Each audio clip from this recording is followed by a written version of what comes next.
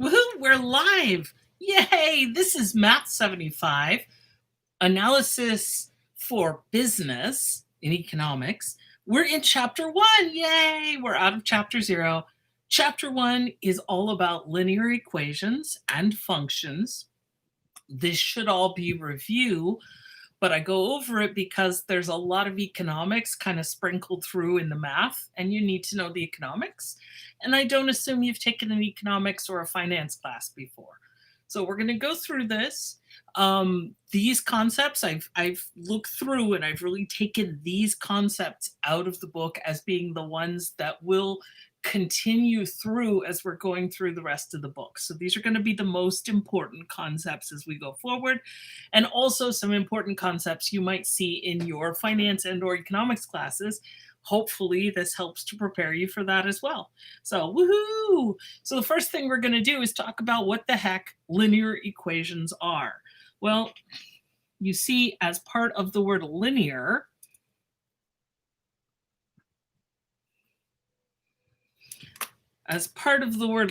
we've got the word line. So these are the equations that look for some reason like lines. So in other words, we're just going to see variables like P and R, but you notice nothing is squared, nothing is square rooted, no variables in the denominator. So these are kind of the first basic category of equations. It's going to be the easiest equations to work with. When we get to chapter 2, we'll start talking about quadratics. So that's what happens when you take variables and square them. And then interesting thing happened there. But right now we're going to stick with things that are linear. We use lines a lot, one, because they're simple to calculate, they're straightforward, and it's a very easy way to model the real world. Obviously, the real world does not actually move in straight lines. It's all jiggity jaggedy, kind of bonkers, but we can use lines to help approximate it and predict what's going to happen. So the first thing we're going to work with is how to manipulate a formula like P plus PRT, which you probably saw in your algebra class, and you certainly saw here in chapter 0. And so this equation we now know is the future value of an investment invested with simple interest. P is present value or principal, R is the annual interest rate, T is the number of years, and A is the future value. But what we're going to do with this is we're going to rewrite it in terms of R. So what we want to do is we want to take this and rewrite it as R equals and then something on the other side. So we're trying to get the R by itself on the left. So as we go through, we're going to look for the R, which is sitting right here. The R is right there, and we want to get it separated from everybody else. So for example, many things we could do right now, but I would recommend that the most important thing, and probably the best way to start, is to subtract capital P. Very important in math and economics to make sure that even though, like, if you don't like capital A's, you still have to use a capital A for this. This is a capital P, so you need to keep them capital. This is a lowercase r. Don't write it uppercase r. That's revenue, right? Lowercase r is an interest rate.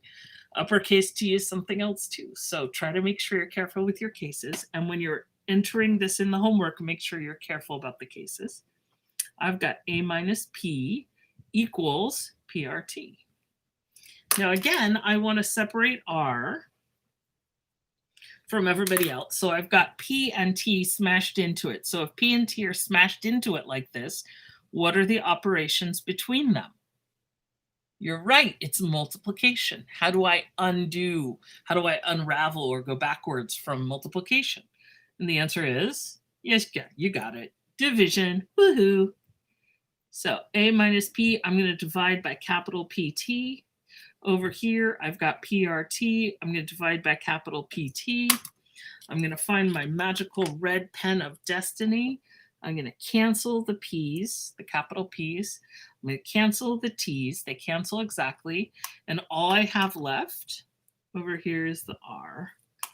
So Over here on the left, I've got a minus p all over capital PT, and over on the right, I've got r.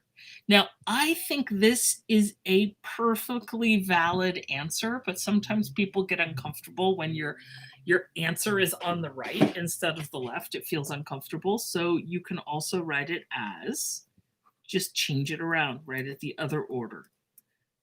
Okay, just flip it around. If two things are equal, it doesn't matter which one gets written first. Okay, so there we go. That's one way to manipulate an equation. And sometimes we want to do this. Sometimes we want to take an equation that's designed to tell us how much we'll have in the future. And this equation says, well, if I know how much I have in the future and I know how much I had now, and I know how long it was going to take, tell me what the interest rate is.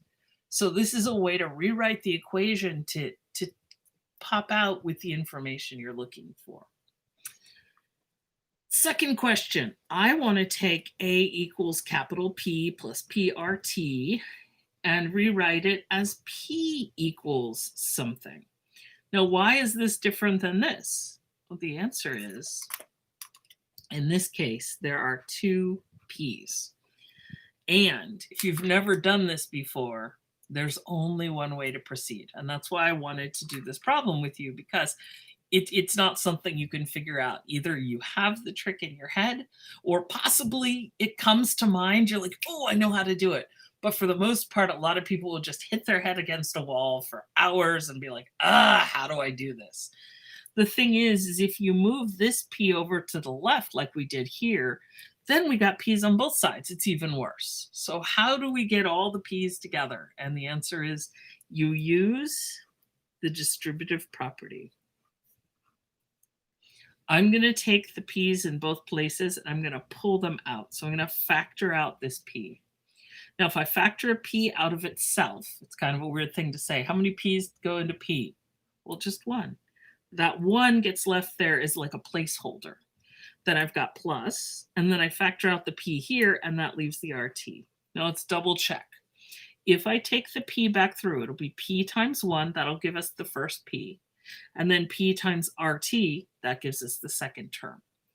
Okay, now this trick got us from 2 P's to 1 P. Woohoo, yay! Okay, next up, I've got P parenthesis, which means this is multiplication.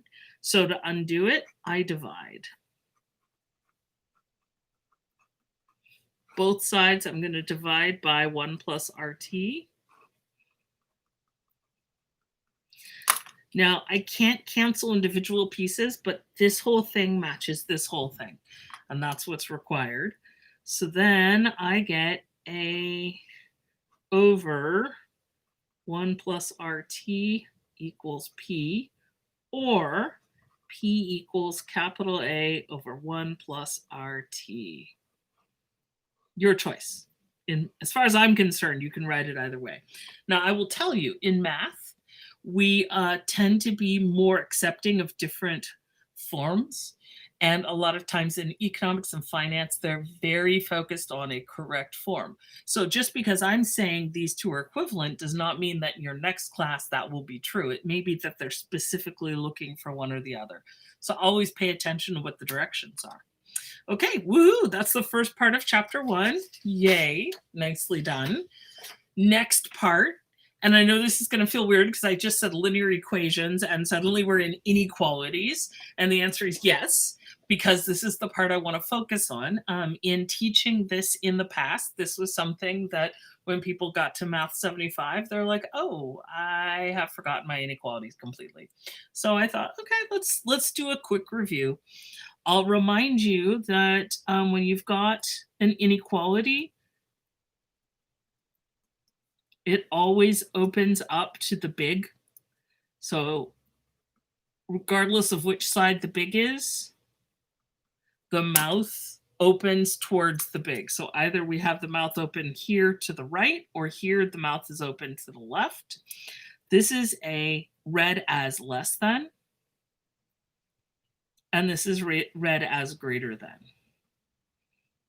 And I know if you're looking at this, you're probably like, well, they're the same. Why do they have different names? And the answer is, well, because we read math the way we read English or French or Latin or a bunch of other languages. We read from left to right. So I would say this number is less than this bigger number. Or with this case, I'd read this number is greater than that smaller number. So we always read left to right. Okay, so let's get started. I've got 3x is less than 2x plus 5. The rule about inequalities is you can do exactly the same things you do with equalities as long as you pay attention to a couple of minor differences. But subtracting something from both sides, like subtracting 2x from both sides, does not change anything. Subtraction is totally legal. 3x minus 2x is x. The inequality comes down. It becomes x is less than 5 because I took out the 2x, so all that's there is the 5. And then when we're graphing, we graph in a single line, not the full x and y. This is just x. And as far as I'm concerned, if you have a 0 and you have a 5, and then you graph it, and there are two ways to graph it. One way is to graph it this way with the parenthesis, and the other possibility is to graph with an open circle. Now this is a strictly less than, so we don't have a closed circle or a bracket. Okay, so that's the first one. Yay! Let's hear for us. Okay, next one. 4x minus 2 is greater than or equal to 2x plus 5. So I look at this and I'm going to move my x's over to the left. Subtract 2x from both sides. I always move x's first. That's my style. 2 x's are canceled, so I've just got a 5 over here. And then I've got a minus 2 on the left. I want to move that, so I'm going to add 2 to both sides. Notice how this is kind of sneakily a reminder of how to do linear equations as well, because the same steps are involved with inequalities and equations. I'm sneaky that way. And then the last step is I'm going to divide both sides by 2. You're totally allowed to divide both sides of an equation by 2, or an inequality, sorry. A lot of people would not leave this as 7/2. You could also write this as 3.5, which might make more sense. A lot of times in economics and finance, we skip the fractions and we move right to the decimals because, well, let's be honest, money is measured in decimals more often than it's measured in fractions. Although it used to be fractions, but no, it's decimals now. So here in my inequality, I'm going to be greater than or equal to 7/2. So here's my 0, and this could either be 7/2 or, like I said, 3.5. And I'm going to use a bracket, and I'm going to go away from the 3.5 to the right because it's greater than, or I'm going to use a closed circle. You're allowed to use either one in this class. I believe WebAssign wants you to use the parenthesis in the bracket. So if you get a problem that you have to do online, you need to use the first one. But if you're doing this as a handwritten part of an assignment for me, you could choose either one. And if you're just generally writing this out in math, mathematicians will all recognize both of these systems. They are both accepted. Each of them has, some pluses and minuses. So, but I would accept either. Okay. Something to keep in mind. Again, my threshold is that you should have 0 or at least one other number plus whatever the end point is, that number 5 or 7/2. That's really important. Some people want you to have more numbers written out on your graph. I don't think it's necessary, but other people do. So be aware. Pay attention. If you're in another class, ask questions like, how would you like us to format our graphs? How many numbers do you want us to list? How much detail do you want? Okay. So this last one, and you guys don't know me very well yet, but If suddenly the problems go from being a lot more complicated to a lot less complicated, you should be very, very scared because it means something weird is happening. And sure enough, something weird is happening in this one. So I'm going to go ahead and solve it the way I solved the other two because I want to show you something. This is not the way I would normally solve it.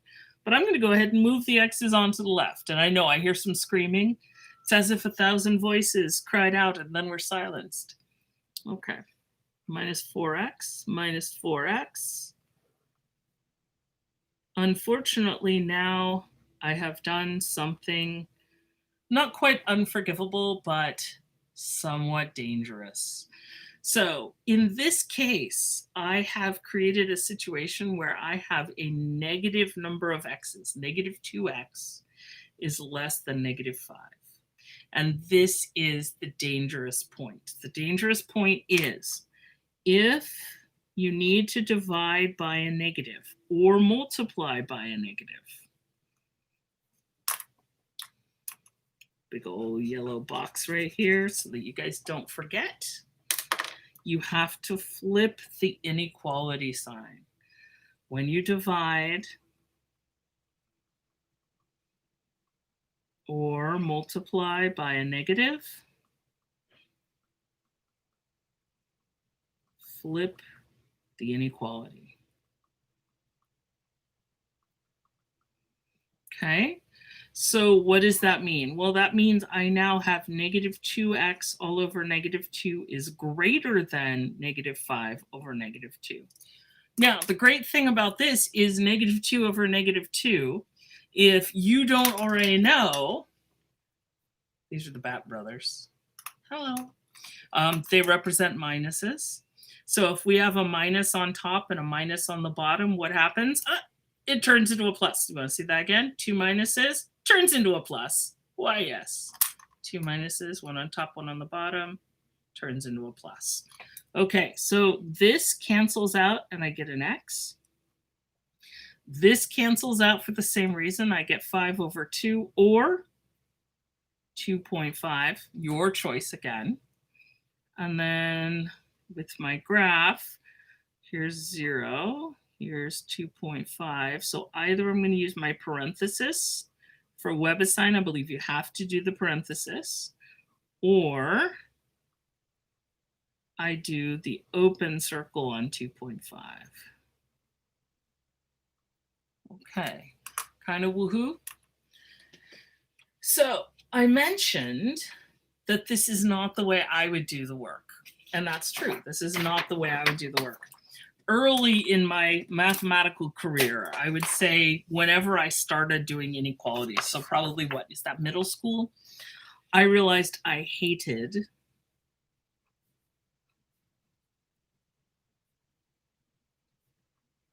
sorry, I can't spell and talk at the same time.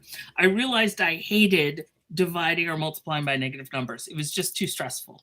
So what I started doing was this.